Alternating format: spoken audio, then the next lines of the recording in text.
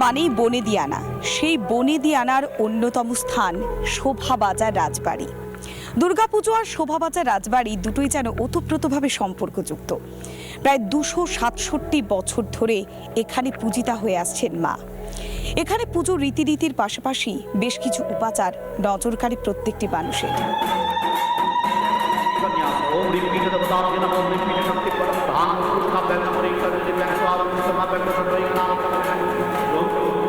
বনেদিয়ানার পুজো সাবেকিয়ানার পুজো। সেই পুজোর অনেক রীতিনীতি রয়েছে। কোন কোন উপাচার মেনে এই পুজো হয়ে আসছে শোভাবাজার রাজবাড়িতে আমরা জানবো পরিবারের অন্যতম সদস্য দেবরাজ বাবুর থেকে। প্রথমেই স্বাগত জানাবো রিপাবলিক বাংলাতে। আমরা জানি যে শোভাবাজার রাজবাড়ি তার একটা আলাদা মাহাত্ম্য রয়েছে, দূর দূরান্ত থেকে প্রচুর মানুষ আসেন। বিশেষত্ব কি রয়েছে?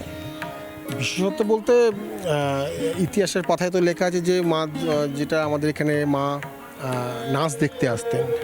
তো এই সামনে যে বিল্ডিং রয়েছে ওটা হচ্ছে নাচঘর। ওখানেই থেকেই মা, মানে আমাদের এখানে মায়ের প্রতিষ্ঠা হয় এবং ওই নাচঘর থেকে নাচ হতো, সেই নাচ দেখার জন্যই মা আসতো। এবং দূর দূরান্ত থেকে মানুষ আসে। এই মায়ের একটা আলাদা মানে অনুভূতি আছে মানুষের কাছে যে শোভাবাজার রাজবাড়ি ঠাকুর না দেখলে যেন তাদের মন ভরে না। এবং এর নিষ্ঠা রীতি নীতি যেটা আছে আর সকল যে সমস্ত বারোয়ারি পুজো হয় তার থেকে অনেকটাই আলাদা। এখানে একদম সময়ের নির্ধারণ টাইম একদম মেনে, তার এদিক ওদিক এক চুলো মানে ব্যতিক্রম কিছু ঘটবে না। এবং 1757 সাল থেকে এটা আমরা নিয়ম মেনে হয়ে আসছে।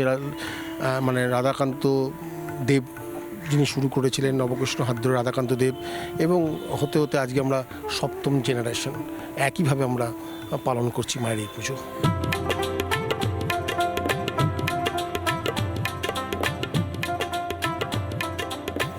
আসছে মা, তাই তো সাজছে মা। 1 বছর পর বাপের বাড়ি ফিরছে মা, সেই কারণেই সাজো সাজো রব। মায়ের জন্য যেমন ব্যস্ততা তুঙ্গে, ঠিক তেমনই পুজোর গন্ধ আকাশে বাতাসে। শোভাবাজার রাজবাড়িতে জ্বলে উঠেছে আলো, সেজে উঠছে মাতৃমূর্তি। সাবেকি সাজের মায়ের এক আলাদা মাহাত্ম্য।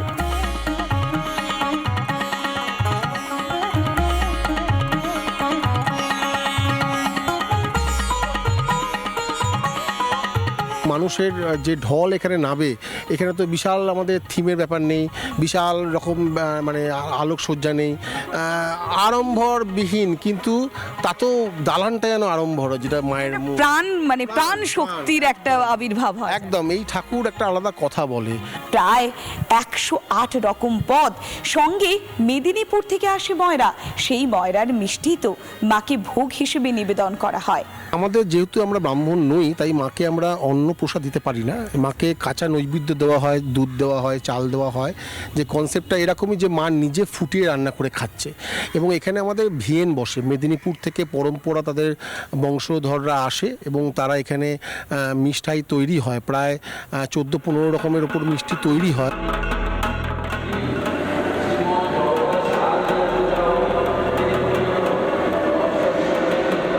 একচালার ঠাকুর, সঙ্গে সাবেকিয়ানা সাজ।